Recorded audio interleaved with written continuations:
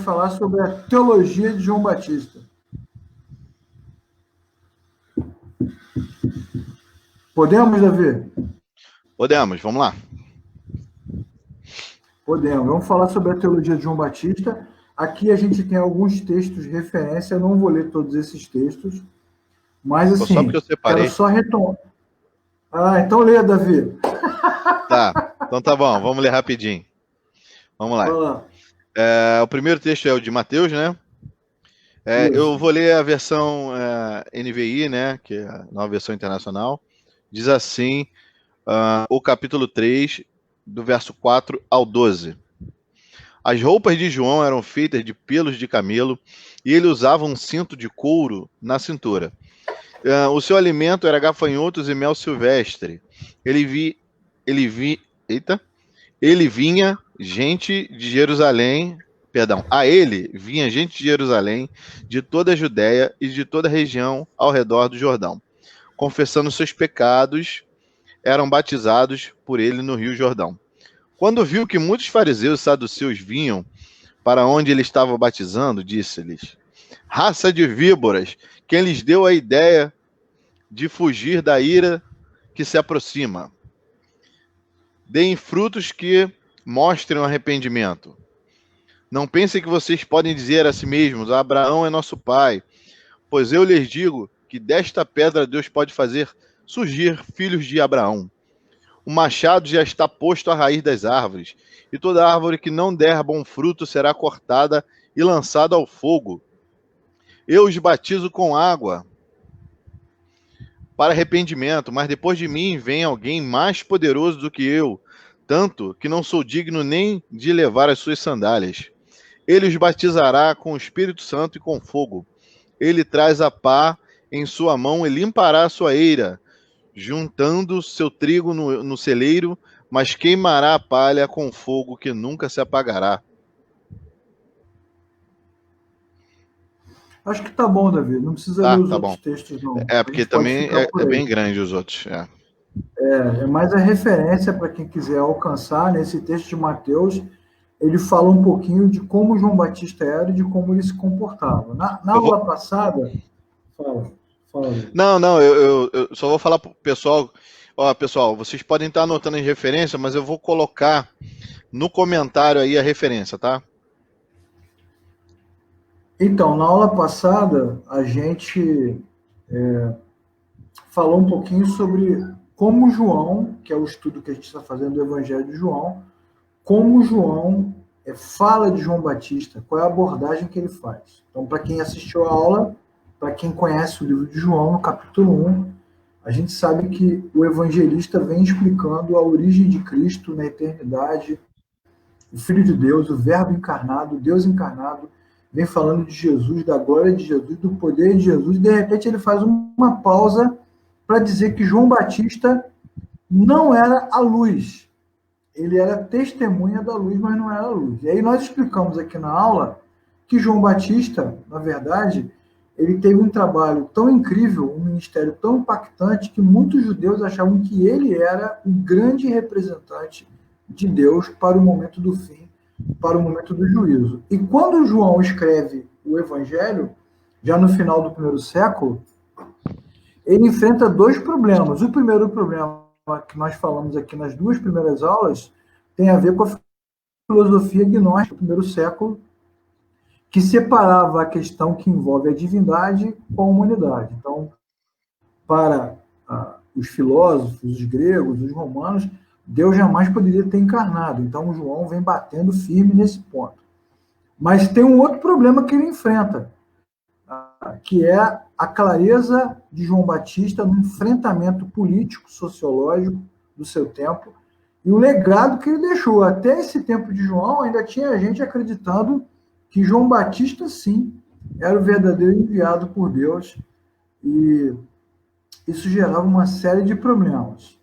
E aí, na aula passada, nós falamos sobre isso, falamos do papel de João Batista, da importância de João Batista, e falamos dele como precursor do Messias. João Batista não era o Messias, mas ele era o precursor do Messias. Hoje nós vamos falar sobre a teologia de João Batista, como é que ele insere no contexto judaico do seu tempo, uma nova perspectiva, uma nova relação da criatura com o Criador, uma nova relação do homem com Deus, preparando literalmente o caminho para a vinda do Messias. Esse é o tema da aula de hoje. Para quem perdeu, fiz um super mega blast resumo da aula passada. Bom, o Salvador... Mas isso não isenta que a galera não possa assistir. Por favor, faça a retrospectiva aí. Faça a retrospectiva, assista lá. Bom, o Salvador veio na hora certa, né, para trazer juízo sobre os que não criam e trazer esperança para os que aguardavam a redenção, não é verdade? Para os que aguardavam a redenção. Então, o Salvador veio na hora certa para trazer juízo para os que não creem e esperança para os que clamavam a Deus por redenção. Jesus vai nascer, mas antes de Jesus surgir, João Batista vem com todo aquele discurso, né, apresentando o Messias. Então, João Batista é o mensageiro, é o camarada, é o cara que vai preparar o ambiente para que o Messias venha pregando o Evangelho. Algumas coisas são importantes a gente dizer sobre isso. Primeira coisa que é importante a gente dizer é que João Batista ainda é um profeta do Antigo Testamento, já no Novo Testamento. Ele traz aquela posição, aquela postura, né, como alguém ungido por Deus, separado por Deus, para falar em nome de Deus.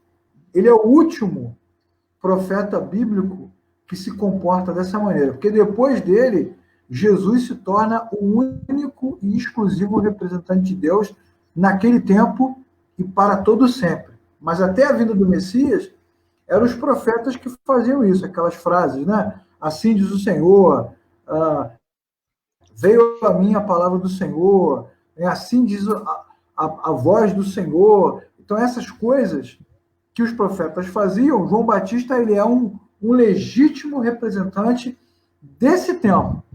E, por conta disso, nós que estamos lendo o texto de João, temos que entender a cabeça do cara, né? Ele não tem uma cabeça neotestamentária, ele tem uma cabeça veterotestamentária. Isso é muito importante, né? Porque os apóstolos, os discípulos que vêm depois, eles têm um olhar neotestamentário. O que é um olhar neotestamentário? É você pensar a partir da cosmovisão cristã, é ter Jesus no centro, a cruz como meio de salvação e o sangue de Jesus como único e último instrumento de redenção. Não tem mais nada, não tem mais lei, não tem mais Moisés, não tem mais arca, não tem mais preceito, não tem mais norma humana. Então, a cosmovisão cristã coloca Cristo no centro e a graça de Deus sobre todas as coisas. Mas a visão do Antigo Testamento não é essa. A visão do Antigo Testamento, né, vai resgatar a questão da lei, de cumprir a lei, o pacto, a aliança de Deus com Moisés, com Abraão, com Davi. Então, na cabeça do cara do Antigo Testamento, o que está acontecendo? Israel está ferrado, né? Não cumpriu nada, se vendeu para Roma, se corrompeu politicamente. Então, o juízo de Deus virá. Então, o João Batista, ele vem com essa imagem. E vocês também vão lembrar, que nós já tocamos aqui nos vídeos, né, Davi? Naquela ideia de que o judeu esperava o Messias que colocasse Israel numa posição de glória, na verdade? Numa posição... diante das outras nações, Isso, um interventor de Deus, como foi no Antigo Testamento, né? Quando os hebreus marchavam pela Palestina, né? por Canaã, a chegada do povo de Israel tocava o terror nas outras nações, né? Eles diziam que Israel está chegando, né? Jericó caiu, a outra cidade caiu, os amorreus caíram, então os caras esperavam. Então os israelitas têm na sua mente essa perspectiva. Quando o Messias vier, o que ele vai fazer? Vai colocar o povo de Israel num lugar de glória e vai passar o cerol geral. Mas não vai arrasar com tudo. Vai arrasar com tudo. E aí João Batista ele vem com esse tipo de pregação, com esse tipo de mensagem, que é uma mensagem de juízo, ok? Ele é o mensageiro de Deus para juízo. Então é daí que vem aquela coisa do arrependei-vos, João Batista, arrependei-vos. O que lembra? Lembra Jonas, né, pregando em Nínive, né? Arrependam-se, não é verdade? Lembra um monte de profetas do Antigo Testamento, Elias, Eliseu, Eu proclamando não sei se você arrependimento. sabe, Leclerc, não sei se você sabe, mas em Campo Grande existe um ícone gospel, que era o Arrependei-vos, né? Não Tem sabia aqui. não. Não, tem, pô. Você que é de Campo Grande, tá assistindo, sabe do que eu tô falando. A pessoa ia pro centro de Campo Grande, atravessava o viaduto e tava ele lá no viaduto, na passarela, né? Para quem vai passar a linha do trem, tava lá, arrependei-vos, arrependei, só ficava falando isso, né? Aí, Pois é. aí ele migrou um pouquinho o ponto de pregação dele e foi pro centro da cidade um tempo, né? Depois nunca mais foi visto. Deve ter sido transladado. Mas ele só falava isso. Arrependei-vos, arrependei. Aí tem muito a ver aí com o que você está falando em relação ao João. Essa coisa do arrependei-vos, ela remete à coisa do juízo, né? O Sim, sim. mundo vai acabar. Igual esses filmes de filme apocalíptico, que fica o cara com a plaquinha, não tem nada. Geralmente é um É, mendigo, né? Um muito surdo, sim. assim, com um pedaço de papelão, né? O Arrependam-se. fim está próximo, alguma coisa assim, né? Exatamente. E tem muito cristão que gosta, né, Davi? Quando tem o Covid, tem um monte de cristão evangélico vibrando, né? Vai morrer todo mundo mesmo, arrependam-se, malditos, né? Assim? É porque eles têm, assim, é como se eles justificassem a escatologia da crença deles, né? Ah, não, porque Isso, Deus vai mandar o Armagedon, isso. vai Vai ter passar peste, horror. vai ter guerra, então eles esperam esse contexto, né? Aí ele vê alguma coisa na televisão de catástrofe, pronto, é o fim dos É o fim tempos, do Jesus está mundo, voltando. Jesus está voltando. Já é Como, Jesus passando cerol, né? Então, igual os judeus. como se a volta de Cristo, né, que é tão esperada por nós cristãos, dependesse de uma catástrofe, né? Sim, Os irmãos sempre ignoram o grande texto bíblico que diz: quando todos, né, disserem a paz, eis que sobrevirá a repentina destruição. Então não tem nada a ver com, com catástrofe, com cataclisma, né? Cristo sim. pode voltar, mas isso é um outro assunto, é uma outra Isso. discussão. Exatamente. A Mônica está falando se querem converter através do medo. É verdade, essa coisa do medo, do terror, né? Tem muito cristão aí, tem muita igreja que trabalha com medo, né? Com terror, terrorismo evangélico. Eu conheço uma Não, família em Leclerc, uma família inteira se converteu, né? E assim eu boto muitas aspas assim, né? Entre a palavra conversão, ouvindo a última trombeta. Não sei se você lembra desse. lembro do Era disco? um Do disco, disco? um disco, é. Lembro, E, lembro. não, e foi todo mundo para Jesus pelo medo, hein? Pelo medo. Pois é.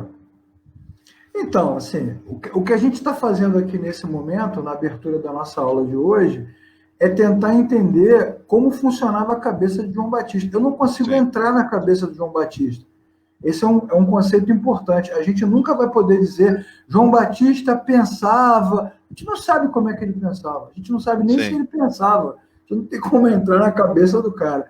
Mas a gente pode fazer a leitura do tempo, né? sim, E imaginar como as pessoas percebiam o seu tempo. Então, essa pregação de arrependimento tem a ver com essa coisa marcante do profeta do Antigo Testamento. Todo mundo que está estudando aqui e tiver assim o desejo de estudar mais, vai perceber que toda vez que Israel estava próximo de Deus, a ação profética diminuía. E quanto mais Israel se afastava de Deus, a ação profética aumentava. Então, quando tinha muito profeta, é porque tinha muito erro, muito problema, muita crise, muita ruptura. Quanto sim. mais profeta, mais feia a situação. A presença do profeta quase sempre era uma indicação de juízo, né, de que Deus estava prestes, como dizem os pentecostais, né, prestes a sacudir a figueira. Sim. E você tá falando de João Batista aí, com esse olhar veto-testamentário, né? Com aquele olhar, Veterotestamentário. vétero, Isso, deu uma enrolada na língua aqui. Veterotestamentário, né? Que quer dizer, com o olhar do Velho Testamento, isso. é, ele tem essas características, né? De de ter sido escolhido, dele estar sempre isolado, né? Essa característica, porque os profetas eles também eram assim, né? Retirados, né? Alguns. Muita calma nessa hora, calma. Nem todo. Esse é um outro assunto que a gente pode tratar no outro momento, mas o profetismo tem muitas características. Existem esses profetas meio eremitas mesmo, tipo Elias, tipo João Batista, mas tinha profeta intelectual, poeta, tipo Isaías, tinha profeta que trabalhava com o rei, tipo Natan, tinha profeta para dar a vender de tudo quanto é jeito. Muita calma nessa hora. Agora, o João Batista é um profeta desse tipo aí. Eremita, esquisito, com cara de ruim. Quando ele aparece, você tem a certeza que o mundo vai acabar. Algumas coisas que nós já falamos semana passada, a primeira delas é que Deus afastou João Batista de tudo. Então ele vivia longe, vivia no deserto, comia mel, comia gafanhoto, né, usava roupas comuns, simples. Então ele, apesar de vir de uma família sacerdotal, ele não foi criado entre os doutores e escribas, não foi criado no meio do sinédrio, não foi criado perto de Roma. Então ele, tudo que ele sabe de Deus, que ele ouviu de Deus, ouviu diretamente de Deus, sem filtro. Então, isso é um indicador. Que indicador é esse? É um indicador de que a religião estava corrompida. Já falamos sobre isso nas aulas anteriores também. Então, quando Deus resolve levantar alguém para ser a sua voz, o que Deus faz? Tira o camarada do meio da religião, tira o camarada do meio daquela influência. Né? Uhum. Outro tema que nós já falamos semana passada é que a gente faz na obra de Deus é para a glória de Deus e serve a Deus. Então, o fato de João Batista ter sido isolado não tem a ver só com a influência corrupta, mas tem a ver com o fato de que não há dúvida que é Deus que está falando. Só Deus é glorificado através de João Batista. Não quer dizer que João Batista tem uma visão gloriosa sobre tudo, não, porque a gente vai ver que não tem. Mas ele é um camarada talhado para esse momento, E por ser talhado para esse momento, ele tem, né, Davi? Ele tem uma teologia própria. E a pergunta que não quer calar para você, para os nossos amigos aqui, alunos da Verdade e Graça, é: o que é teologia, Davi? Teologia é o nosso olhar diante de Deus, né? Como a gente faz a leitura de Deus. Teologia é o nosso olhar sobre Deus, é como a gente faz a leitura sobre Deus. Exatamente. Teologia tem a ver com a comunicação sobre Deus, não tem a ver com estudar. Sim. Tá? Porque a gente estuda teologia, mas, na verdade, todo mundo tem a sua própria teologia. Tá? Teologia é como vemos, é como fazemos uma leitura sobre o Criador. Qual é a nossa percepção sobre Deus? Todo mundo tem uma teologia. Quando você vai para a sua igreja evangélica, não importa de que igreja você você, desde o momento em que nasce de novo, que se torna um cristão, você já passa a ter uma determinada teologia. Então, por exemplo, quando a mãe chega para a criança e fala assim: filho, não faça isso porque papai do céu castiga. Isso é uma teologia. Aí a criança já vai inserir na sua mente que Deus é um ser que corrige, né, Davi? Que repreende, isso é uma teologia. Ou então, quando alguém fala assim: não, tá tudo certo, não tem problema, Deus não fica chateado com isso, não. Isso é uma outra teologia. Sim. É a maneira como a gente percebe, é a maneira como a gente faz a leitura sobre o que Deus sobre como Deus age, que é a obra de Deus, sobre como Deus é, as suas características, que são os atributos de Deus, e sobre o que Deus quer, sobre o que ele pensa, que é a vontade de Deus. Para nós cristãos, evangélicos, protestantes, a boa teologia sempre está firmada na Bíblia. A Bíblia é sempre a base da nossa teologia. Mas você pode fazer teologia a partir de qualquer coisa. Então, a Mônica acabou de escrever aqui, ó: cada um tem a sua maneira particular de ver Deus. É verdade, Mônica. Mas aí os cristãos evangélicos, protestantes, O que eles têm que fazer? Eles têm que pegar a sua maneira de ver Deus e comparar com o que a Bíblia diz sobre Deus, porque a maneira como eu vejo não serve. Para nós Sim. cristãos só serve o que a Bíblia diz sobre Deus. Que é o Ok? que você está falando aí, que a gente chama de teologia bíblica. Isso, exatamente. Cada um tem o seu jeito de ver, né? Mas se a gente usa a Bíblia como base, esse jeito de ver tem que ficar alinhado com aquilo que a Bíblia diz. Não pode dizer qualquer coisa, né? Pode dizer que Deus era mulher, Deus era homem, Deus era azul, Deus era do Avatar, Deus era gangster, Deus é poeira, Deus é cósmico, Deus é água. Aí vale qualquer coisa. Então eu tenho que pensar sobre o que a Bíblia diz sobre o Criador, ou seja, o que o Criador diz de si mesmo. E não é junto com a palavra, Mônica, é em cima, baseado, fundamentado na palavra. Porque pode ser que eu pense de uma forma, e aí ao ler a Bíblia vai dizer assim, olha, Claire, não é assim não. Aí eu vou corrigir a minha mente a partir do que a Bíblia diz.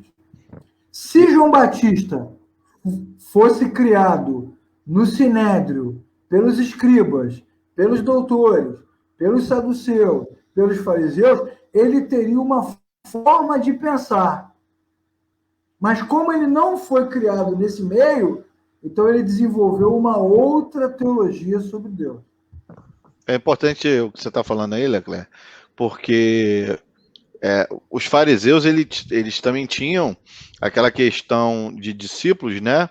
E cada fariseu tinha uma visão, uma leitura lá da Torá, né? Um tipo de leitura, um tipo de ideia formada, e eles discutiam isso lá no Sinédrio, né? E os seus discípulos, eles seguiam como se fosse um legado, aquela ideia, aquela visão de aprendizado, né? Para dar continuidade àquela visão, aquele entendimento. Exatamente.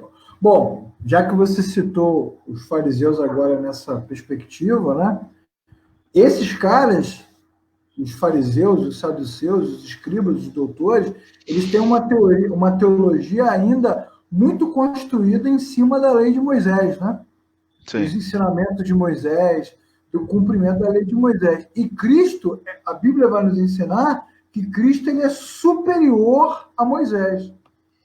Então, o que a gente vai vendo nos evangelhos?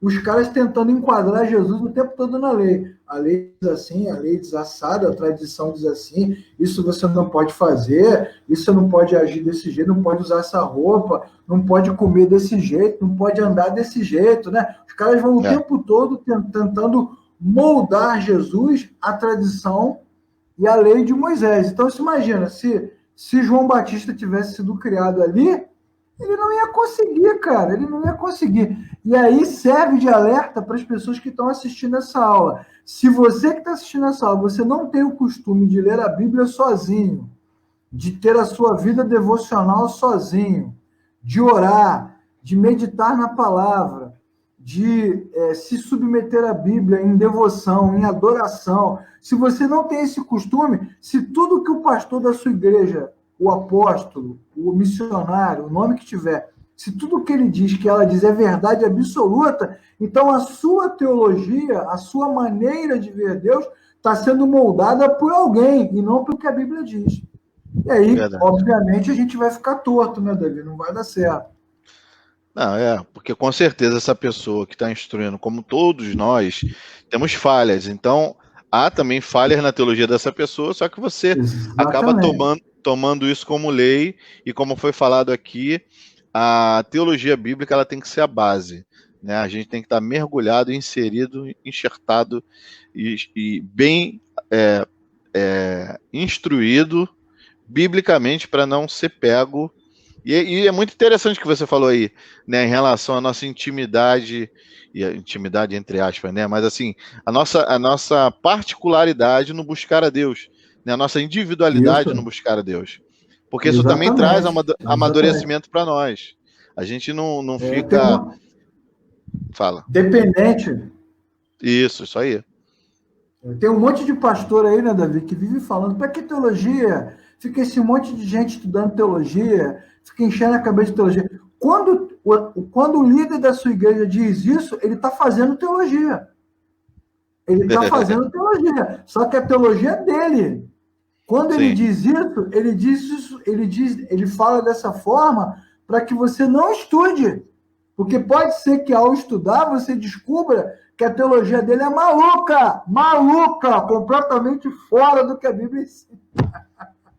E a maioria das vezes é o que acontece mesmo, né? Exatamente. Quando a gente começa a estudar teologia, a gente começa, cara, o que eu estou fazendo nesse lugar que está ensinando uma coisa que não é a Bíblia? É o que o Zé acabou de falar. É a teologia do pregador, né? Isso. Todo mundo tem sua própria teologia. E a teologia dos cristãos, ela é bíblica. E a teologia de João Batista, que é o que a gente está estudando hoje, ela está longe, distante do que os doutores da lei ensinavam. Então vamos ver o que João Batista acreditava. Ele tem uma mensagem escatológica. Vai sacudir, vai abalar. Manda fogo, Jesus. Ele tem uma mensagem escatológica. O que é isso? Significa que ele está dizendo que o juízo de Deus chegou. Sim. Olha, muito corajoso João Batista, né? Andar pela rua no meio de uma província dominada pelo Império Romano, um império que é politeísta, tem um monte de divindade. O imperador romano também é uma divindade. Tem ali o Sinédrio, que invoca a divindade de Israel. É uma província cheia de gente de várias cidades diferentes, com um monte de cultura e divindade. E aí João Batista vai dizer o quê? Que o juízo do único Deus chegou, do Deus que está acima dos outros. E esse também é um olhar do Antigo Testamento, né? Sim. Vamos lembrar de alguns versículos, né? Eu te louvarei, Senhor, de todo o meu coração. Na presença dos deuses, a ti cantarei louvores. Ou então o outro texto que diz, adorai ao Deus dos deuses. Ou seja, na teologia do Antigo Testamento, na visão do homem do Antigo Testamento, se existem outras divindades, o Deus de Israel é maior. Sim. Ele é superior. E esse Deus vai trazer juízo agora. E aí, da onde ele tira esse conceito? Ele tira esse conceito de textos do Antigo Testamento. Dos textos de Isaías e Miqueias, da expressão escatai emerai, que é últimos dias, do texto de 1 Pedro, né?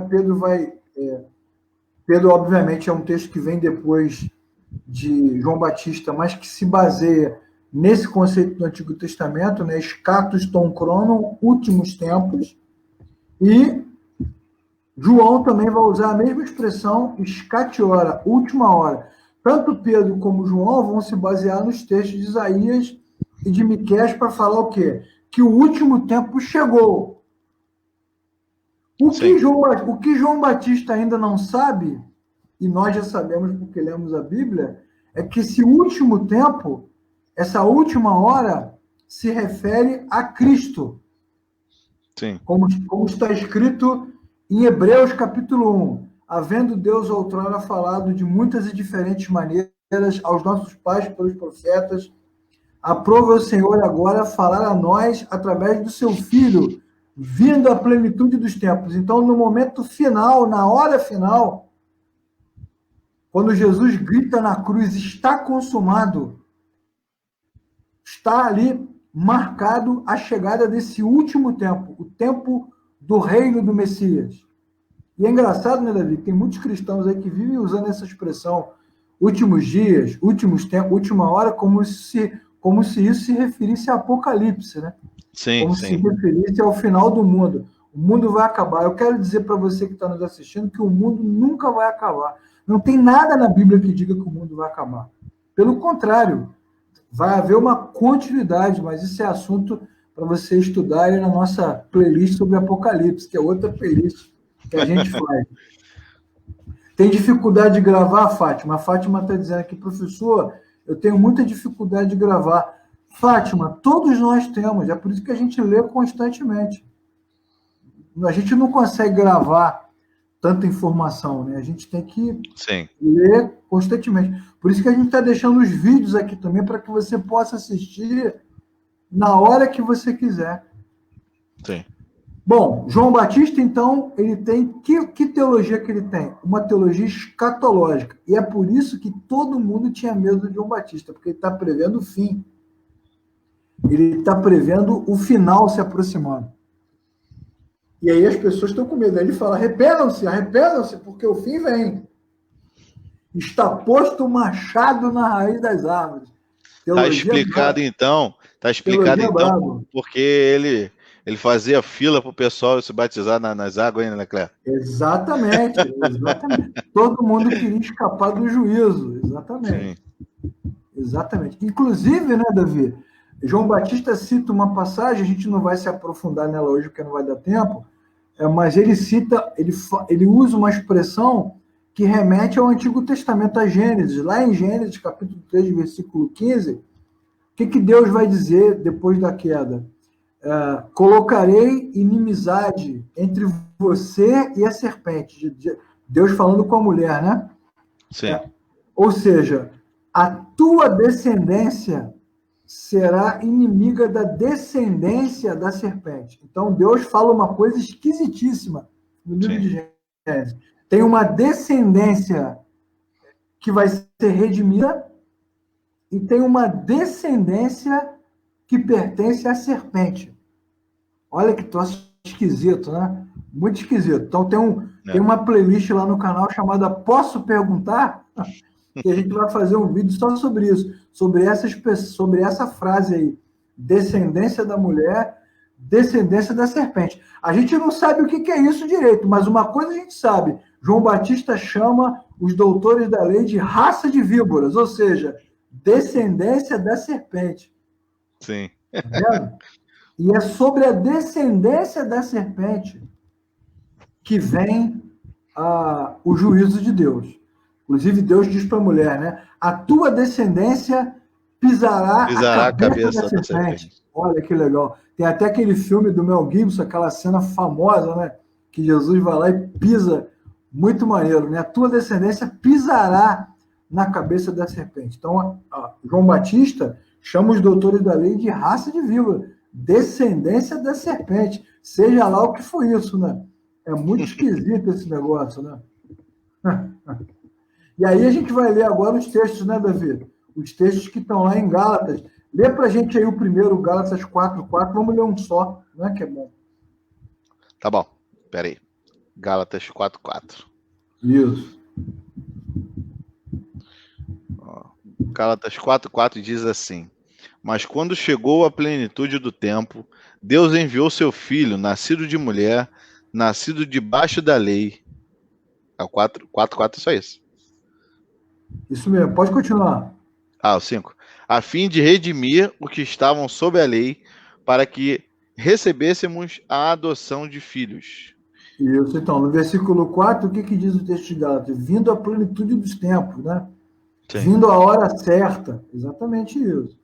É o momento certo, Deus cumpriu. Então, Jesus vem no momento certo. Então, toda vez que você vê textos bíblicos falando sobre último tempo, última hora, últimos dias, esses textos falam da vida de Cristo e do tempo posterior a Cristo. E é isso que João Batista está anunciando com veemência, porque essa é a teologia do nosso amigo João Batista, né? E aí o que João Batista faz? Ele prega o famoso batismo de arrependimento. O que é o batismo? O que é o batismo, Davi? Oi? O que é o batismo? Então, batismo é uma... Calma aí, mas você diz na visão... A cerimônia do batismo representa o que é o batismo? Tá. Ali é a morte, né, da velha criatura e o renascimento da nova criatura. Tá, mas a gente se batiza para quê, na verdade? Para remissão dos pecados. Não, que remissão dos pecados, cara? Que conversa é essa, Davi? Acabou a aula, obrigado, boa noite. Não. É só uma piadinha interna. A gente se batiza, na verdade, para dar um testemunho público. Sim, testemunho público. O batismo é uma experiência externa de algo que já aconteceu internamente. Então, quando João Batista fazia o batismo na água lá, no deserto, o que ele queria? Ele queria que as pessoas publicamente manifestassem o arrependimento. Arrependimento de quê? Que é a grande sacada, né? Arrependido de quê que o cara tinha que estar? Ele tinha que se arrepender dos pecados que ele cometeu. Sim. E esses pecados estão relacionados com a lei de Moisés, né? Ele tinha que se arrepender da falta de fé com relação a Deus, para que ele pudesse refletir o caráter de Deus. E ele tinha que se arrepender demonstrando uma prática moral nova, né? Uma mudança de comportamento de acordo com aquilo que a lei de Moisés ensinava. Então, esse é o arrependimento de João Batista. Você vê que a mente dele ainda está lá no Antigo Testamento. Né? Sim, então, sim. o que ele queria que o judeu reconhecesse? Que Moisés estava certo, que a lei é a verdade, que pelo fato de Israel não ter cumprido a lei, grande juízo caiu sobre o povo de Deus, e que se continuasse aquele comportamento imoral, idólatra, né? Agora não mais idólatra de outros deuses, mas idólatra da própria religião, orgulho, Israel ia sofrer juízo de novo. Sim. E aí, diante desse grito, desse clamor, desse brado de João Batista, uma multidão ia até o deserto para se batizar. Qual era a teologia dele? A teologia dele era a seguinte: o que aconteceu na Babilônia não é nada comparado ao que Deus vai fazer agora, porque Israel já foi cativo, já sofreu juízo, voltou, não aconteceu nada, continua uma porcaria, então agora vem um juízo violento.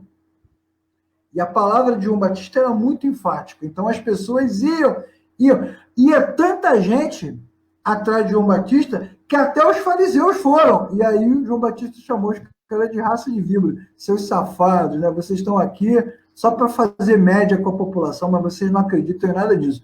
E quando João Batista faz essa declaração, então está claro que a teologia dele é diferente da teologia dos religiosos da sua época. A pergunta é, né, Davi? Arrepender-se de quê, afinal? Né? Tem que preparar o coração para o juízo, né? O juízo está chegando. Então o povo vai se arrepender de quê? De que o povo vai se arrepender? De se curvar diante de Roma, né? De não cumprir a lei, de continuar vivendo uma vida distante de Deus, de não guardar o sábado, né? De não guardar todas aquelas normas do Antigo Testamento. João Batista está dizendo o seguinte: o juízo que vem agora é muito pior do que vocês experimentaram hoje. Aí vai lembrar um monte de texto, né, Davi? Vai lembrar Reis, né? Vai lembrar os textos de Daniel, vai lembrar os textos de Neemias, porque tanto Josias, como Daniel, como Neemias, eles estão falando isso, que se não houver arrependimento, coisas piores podem acontecer, muito piores. Né? Eles estão esperando sempre o pior. E aí João Batista, então, atraiu para si uma galera muito grande. Sim. Imagina, cara, você está sentado lá na rua, no banquinho, batendo papo, de repente passa João Batista na sua frente, olha para você, Davi, e fala assim: Davi, arrependa-se. E aí? Se ele falar só arrependa-se, talvez vai gerar outras dúvidas, né? Mas se ele falar assim, ó, o fim está próximo, aí vem uma manada de gente com ele, meu irmão. Não é? João Batista pregava sobre a ruptura entre a criatura e o Criador na perspectiva da lei de Moisés. Ele também falava sobre o pacto que foi quebrado no Antigo Testamento, que foi exatamente a causa, né, dos juízos mais antigos. E aí eu te pergunto, Davi, Fala. Pergunta agora valendo, né, uma passagem de ida e volta para Santa Cruz. Poxa.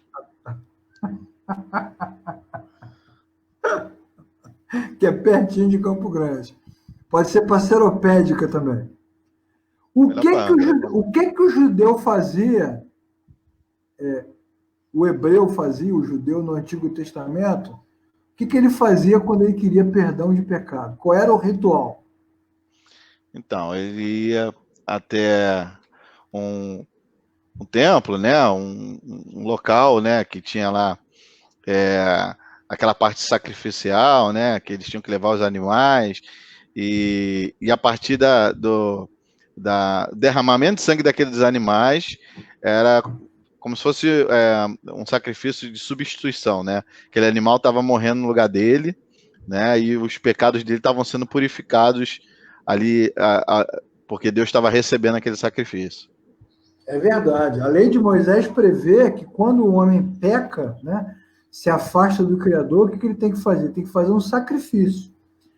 O grande símbolo do sacrifício é o cordeiro, o cordeirinho lá de Êxodo, né? Quando teve lá a morte dos primogênitos, cada família pegou um cordeiro, né, um cordeirinho, e sacrificou a Deus com esse objetivo, né? Da mesma forma, né, que o sangue desse cordeiro está sendo derramado, então simbolicamente eu estou também aqui me sacrificando, pagando a minha dívida, pagando o preço. O derramamento de sangue é a marca de um preço, né, é o símbolo visível de um arrependimento interno, de um preço a ser pago. Quando Jesus apareceu, depois a gente vai falar sobre isso, a Bíblia conta uma história que Jesus foi no templo, e lá no templo tinham vendedores de animais. Você lembra dessa passagem, Davi? Sim, sim. O que Jesus fez lá? Rapaz, Jesus bateu em geral. Deu uns armlock, né? Ele puxou o cinto, né? Ele deu, ele deu umas fiveladas em todo mundo. Jesus saiu quebrando tudo, né? Porque, na verdade, o que acontecia no templo? As pessoas não tinham um arrependimento genuíno. Elas não tinham assim uma devoção, mas elas tinham uma prática religiosa. Então o cara saía de casa e ia para o templo e assim, caraca, esqueci o animal, e agora? Como é que eu vou fazer? Meu Deus do céu, mais um sábado perdido, que palhaçada. Chegava lá, tinha um animal para vender. Olha que maravilha. Não, mas é bom lembrar, Leclerc, é bom lembrar que a escolha do animal tinha que ser feito a dedo, né? O aldeão lá, né? Ele tinha que escolher o melhor pombinho ou a melhor ovelha. Então, quando ele chega nesse contexto de, putz, esqueci, aí ele chega lá e compra, ele tá comprando qualquer um, né? Ele não tá tendo nenhum trabalho sacrificial, né? Nenhum trabalho, nenhum arrependimento, né? Nenhuma devoção. Sim. E aí é bom a gente falar sobre isso, né, Davi? Quantos irmãos aí vão para as suas igrejas, nem levam a Bíblia, né? Esqueci a Bíblia, caraca, e agora? Ô, irmão, me presta a Bíblia aí. Me presta a Bíblia aí. Quer dizer, o Roberto está falando aqui, ó, muitos animais, ó, vou botar aqui para o pessoal ler, ó, muitos animais morreram em vão, pois apesar de terem o sangue derramado, não havia arrependimento sincero. É verdade, Roberto. Assim como muitas pessoas vão para a igreja domingo em vão, porque não tem culto acontecendo. Tem a cerimônia, né? Tem o ritual, mas no coração não está acontecendo nada. Imagina se Jesus entrasse hoje lá na garagem da Verdade Crassa, batendo com chicote, ainda metendo... dando na nossa cabeça, já pensou? É um olhar de entretenimento, né? Já se perdeu, né? A paixão pelo aquilo que está sendo feito, né? E assim, eu vi alguns historiadores, né, judeus falando e tal, que no momento do sacrifício, o ofertante tinha que estar com a mão sobre o animal para sentir a vida do animal se esvaindo ali sobre aquele altar. E ele não, para que ele não tivesse aquele olhar altivo assim, ó, eu estou sobre esse animal. Não, pelo contrário, ele está morrendo no meu lugar ali. Isso. Tinha que rolar uma identidade, né? Uma relação. Sim. A Rosa falou aqui o seguinte: agora tem a Bíblia no celular. É verdade, Rosa, mas a gente não está discutindo a mídia, né? Se é digital ou se é papel. Na verdade, a Bíblia pode até estar no celular, mas o cara só lembra da Bíblia na hora. Ele nem leu a Bíblia, nem sabe onde estão os textos. Ele abre o aplicativo, aí o aplicativo lembra ele, ó, você precisa atualizar aqui, que tem uns Uns 60 dias que tu não abre. Para a pessoa que lê a Bíblia constantemente, o culto está valendo, não importa se ela está levando o papel ou o celular, ela vai abrir aquilo com devoção, com alegria. A pessoa está lá pregando, puxa, eu li esse texto essa semana, Deus falou comigo. Agora, para o cara que não liga, o celular no culto é igual a barraquinha dentro do templo, no templo de Jesus. Sim. A Mônica está dizendo aqui o seguinte, ó, o culto ocorre dentro, não fora. Exatamente, Mônica. O culto ocorre dentro, não fora. Tem que haver um arrependimento interior, não adianta. É isso que João Batista está criticando. Ele está dizendo o seguinte, a religião existe, mas os caras não estão nem aí. E é por isso que o fim vem. Vai passar o rodo, não vai sobrar nada, porque os caras não estão nem aí. Tem que haver sacrifício, porque o pacto foi quebrado. Então vamos falar agora do pacto, Davi. Né? Vamos falar sobre o cordeiro. O cordeiro que tinha que ser oferecido. Quando João Batista fala de arrependimento, ele está falando disso, né? Do cordeiro oferecido. Sim. Que é o preço pelo pecado, conforme está previsto lá na lei, no texto que a gente colocou aqui para as pessoas lerem depois. Tem um preço a ser pago pelo pecado. Né? Tem que haver sacrifício. Sem derramamento de sangue não há remissão de pecados. E deve haver. Não adianta. Então, tudo isso está previsto na lei. Tudo isso está previsto na lei de Moisés. E os homens, quando eles chegam no templo e encontram lá o animal para ser vendido na hora, então eles perderam essa relação com a lei, né, Davi? É exatamente essa que você falou. Da perda, da morte, da dor, né, do peso, da culpa. Não, quando você está pagando, Leclerc, né? Vamos lá, você vai pagar um negócio que tu vai perder, né? Pô, tu vai comprar ali, tu vai comprar o piorzinho, né? Pô, me dá o mais barato aí. Aí, que é totalmente contrário da lei, que eles pediam para pegar os mais novos, sem mácula, sem doença. Aí o cara fala assim, não, esse aqui tá mais baratinho, esse aqui tá caolho. Então, assim, perdeu-se toda a importância daquela relação entre o homem e Deus, né? É o que você falou, aquela ruptura estava ainda maior porque sistematizaram dentro do templo algo que era contrário, né, o que Deus queria, né? Jesus bate naqueles homens, né, falando o seguinte, essa aqui é a casa do meu pai, é uma casa de oração. Mas não... Jesus nem apareceu ainda, né? João Batista, ele já demonstra essa indignação. E uma pergunta muito boa, Davi. Quando o profeta está indignado, na verdade, quem é que está indignado? Deus.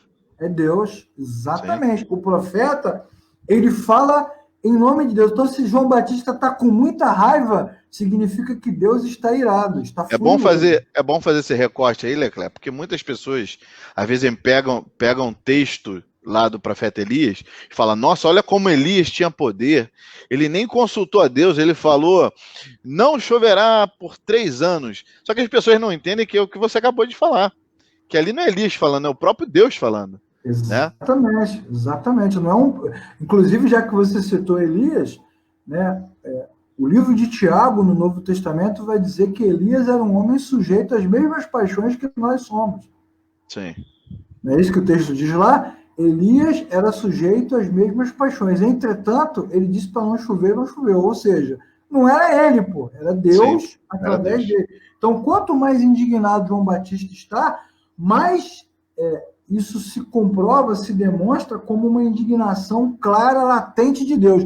E a cara de João Batista, cara de ruim, né? Cara de brabo, que come gafanhoto. Eu, se comesse gafanhoto, também estaria muito brabo. Isso não, você pode perceber como é que é a cara do gordinho que não está fazendo dieta para aquele que está fazendo dieta.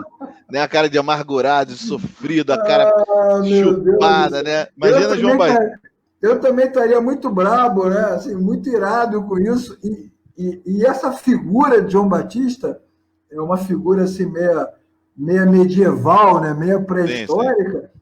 Ela expressa de forma tangível o que Deus está sentindo. Deus está com muita raiva, está muito irado. Entretanto, todavia, porém, contudo, o Deus que está irado providenciou a solução, porque de Adão até agora, Deus já mandou a lei, já mandou Moisés, já mandou profeta, já teve arca, tirou a arca, um tabernáculo, dois tabernáculos, um templo, dois templos, três templos, juízo, cativeiro, vai e volta. Já teve de tudo e não teve solução. Não há um homem justo, não há um que pratique o bem. Todos pecaram e destituídos foram da glória de Deus. Então, já que o homem não consegue oferecer a Deus um sacrifício que seja agradável, verdadeiro e consistente, o que acontece então? O próprio Deus providencia o Cordeiro. Jesus é o Cordeiro. Isso é muito legal, porque quando Jesus aparece na frente de João Batista, ele dá aquele grito famoso, né? Eis o Cordeiro de Deus, que tira o pecado do mundo. Esse grito que João Batista dá tem a ver com a ira de Deus.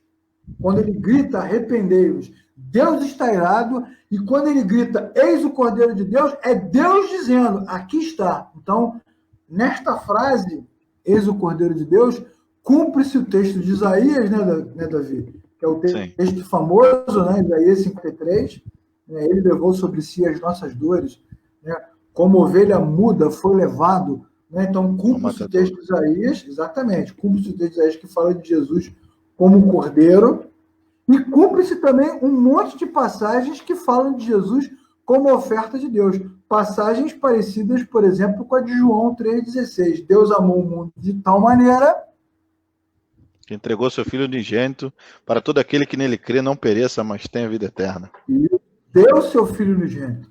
Ou como diz o texto lá de Coríntios, né? Cristo, a nossa Páscoa, foi sacrificado por nós. Então, todos esses textos, depois, combinando com o texto de Isaías, vão falar sobre essa oferta de Deus. Uma vez que o homem, o ser humano, a criatura, foi incapaz de oferecer a Deus uma oferta digna, uma oferta que realmente gerasse perdão e reconciliação, o que Deus fez? Deus reconciliou o mundo consigo mesmo em Cristo. Sim. Que é o Cordeiro de Deus. Ele é o Cordeiro de Deus aí no discurso. Ele é o Cordeiro de Deus, né? Profeticamente, por analogia. Não é isso que Abraão quis dizer, mas dá para a gente fazer uma analogia. Quando Abraão diz para Isaac, né, Deus providenciará, Deus proverá para si o Cordeiro. Para si o Cordeiro. Ele é o Cordeiro de Deus lá de Apocalipse. Sim. Aí está o Cordeiro que foi morto, mas agora vive. Então, esse Cordeiro de Deus agora vai trazer uma solução definitiva. O Roberto vai dizer aqui, acredito que a lei de Moisés tinha, entre outros propósitos, provar ao homem que ele era incapaz de se auto-justificar. Isso mesmo, sim. Roberto. Sim. Quanto mais clara fica a nossa falha, mais clara também fica a nossa incapacidade de ser aprovado diante de Deus. Impossível, só Deus pode nos aprovar. Aí, Davi, agora que Deus tem uma resposta, a gente já chegou aí a 1 hora de aula, vamos avançar aí mais uns 10, 20 minutos no máximo, para a gente terminar por hoje, né? Chegando a esse ponto aí, João Batista, que apresenta a solução, que é Deus apresentando, também vai apresentar agora o juízo, a condenação, e vai falar do fogo. Chegou o momento pentecostal. O fogo inextinguível. Né? Porque isso é muito bacana, né? Sim. O que é bacana? Não é o fogo que é bacana. Não, o fogo também é bacana.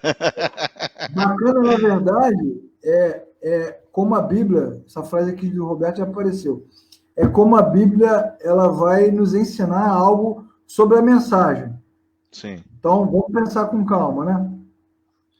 Toda mensagem de esperança traz também uma mensagem de condenação. Porque se a solução de Deus veio para a redenção dos que creem, isso significa que automaticamente os que não creem estão condenados. Sim. Ok? Então, junto com a mensagem de salvação, também está reafirmada a mensagem de condenação. João Batista ele era tão veemente, tão poderoso, e ele não fez nenhum milagre, Davi. Verdade. Imagina se fizesse. Ele era tão veemente, tão eloquente, que todo mundo achava que ele era o último, mas ele mesmo fez questão de dizer que ele não era o último. Ele disse: alguém mais poderoso do que eu está chegando.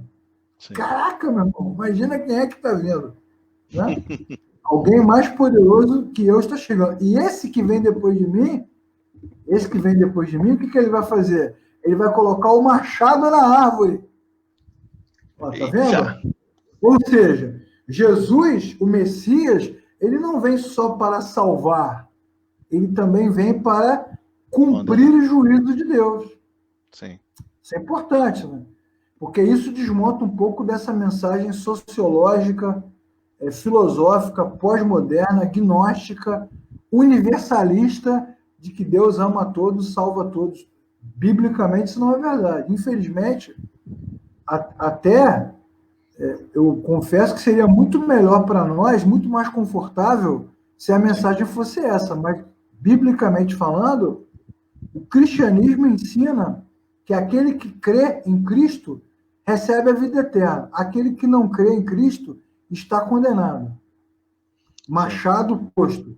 Machado posto é cortar a árvore na raiz, né? Ou seja, a árvore vai morrer agora de forma definitiva.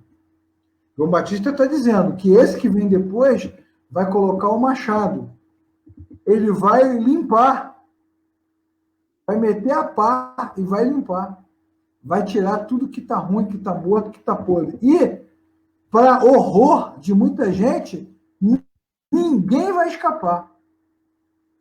Não existe a posição em cima do muro. Ou você está redimido em Cristo, ou você, infelizmente, está condenado eternamente, como nos ensina a palavra de Deus. Mensagem pesada, né, Davi? Eu acho que se eu estivesse lá... discurso duro. Se eu e você estivéssemos lá, a gente já tinha caído dentro d'água há muito tempo para se batizar. Aí tu imagina, né, aquelas pessoas escutando aquilo de João Batista, né, o quão duro é, né? Então, assim, é claro, né, que você ouvindo um discurso desse, não, eu quero me redimir, eu quero ser poupado, né? Agora vamos falar de um assunto bem legal, que é o fogo. Opa, terra. Fogo. O fogo, olha só. Vamos pensar bem devagar aqui. É aqui que a gente vai terminar a aula de hoje. Vamos deixar a polêmica no ar. Treta! Polêmica no ar, treta. Quando João Batista pregava o arrependimento, o que ele fazia? Ele levava as pessoas para serem batizadas na água. Então, a água, né? Aí eu te pergunto, ele mergulhava o cara na água ou ele jogava a água em cima do cara, Davi?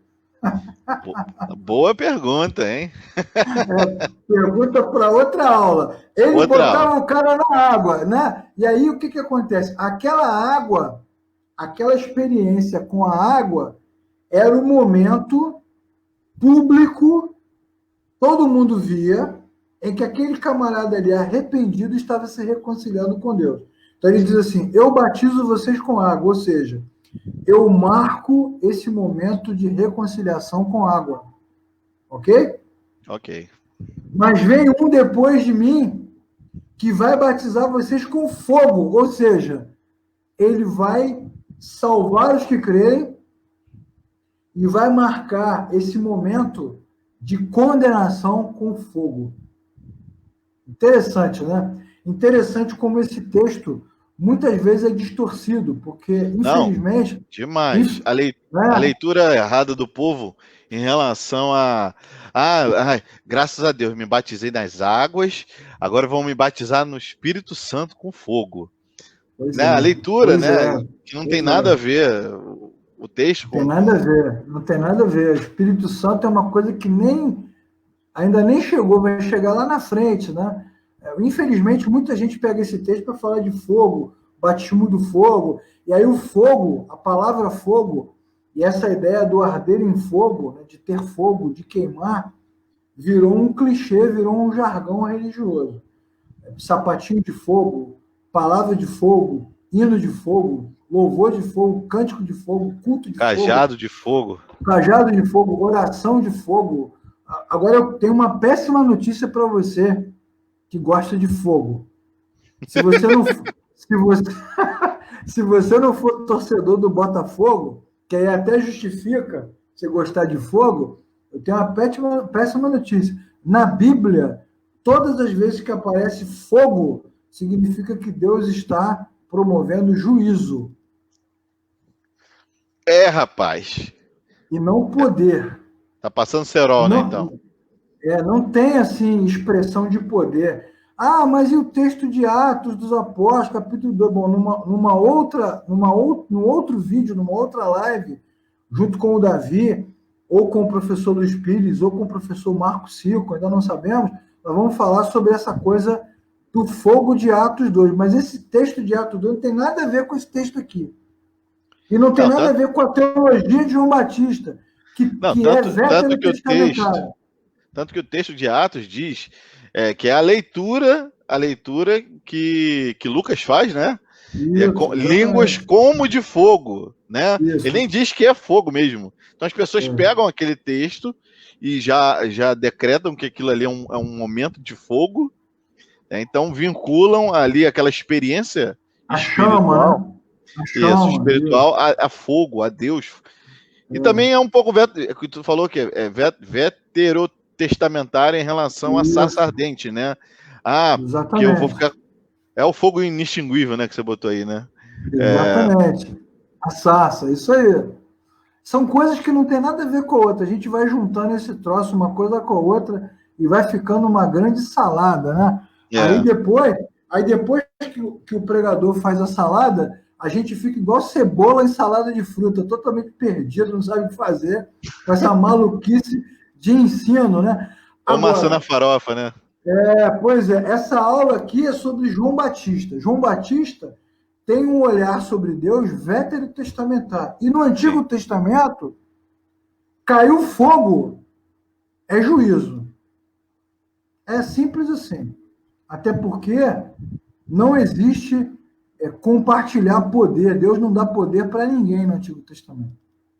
E no Antigo Testamento, o poder de Deus se manifesta com a sua palavra.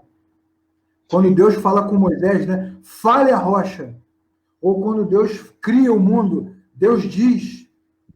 A sua palavra representa o seu poder. Agora, o fogo de Deus, o fogo no altar, o fogo no sacrifício, o fogo no céu, é juízo. Sempre juízo. Se alguma coisa vai queimar, aquela música que a gente canta na igreja, vai queimar, vai queimar. Deixa o fogo te queimar. Não, queimar não. Se alguma coisa vai queimar, é porque vai desaparecer. Vai ser pulverizado, consumido. Eu lembrei do nosso Deus é um fogo consumidor. Eu lembrei dos profetas de Baal, né? Aquele momento de fogo. Primeiro o Elias vai lá, molha tudo, batiza com água. Brincadeira, não houve batismo ali não. Ele só molhou mesmo e depois orou a Deus por juízo. Aquele fogo que desceu foi juízo em cima daqueles homens. Lambeu a água, queimou tudo, passou o cerol. Exatamente, o juízo. Até o próprio arrebatamento, né, de Elias, carruagem de fogo, né, Deus executando o juízo. Toda vez que tem fogo, é juízo, sempre juízo. E esse é um conceito muito importante, dentro dessa concepção da teologia veterotestamentária, né? Então, olha lá, recolherá no celeiro o seu trigo e queimará a palha com fogo. Leclerc, a Mônica Machado... Ou seja, só para terminar aqui, Davi, ou seja, o trigo que representa os que se arrependeram será recolhido, guardado, preservado. A palha, que é algo desprezível, que não serve para nada, vai ser queimada. Pode falar, Davi. Não, eu só ia falar do comentário aqui da Mônica Machado. Caia fogo do céu a música, né? Tem uma música do Fernandinho que é: caia fogo do céu, queima esse altar, Mostra para esse povo que há Deus em Israel. Ali, ele está cantando o contexto de Elias, que a gente está comentando aqui agora. Só que as pessoas que cantam, né, do nosso tempo contemporâneo, né, ela canta como se o altar fosse a pessoa, né? Então, Exatamente. questão de juízo. A Mariudinha falou aí, ó. Muitos falam que Deus é misericordioso, mas é fogo consumidor. As duas coisas, exatamente. É Sim. um Deus misericordioso e é fogo consumidor. E aí eu digo o seguinte, Davi, a revelação mais bombástica de hoje. Está preparado? Ih, rapaz. Vai lá, tô sentado mesmo, vai lá.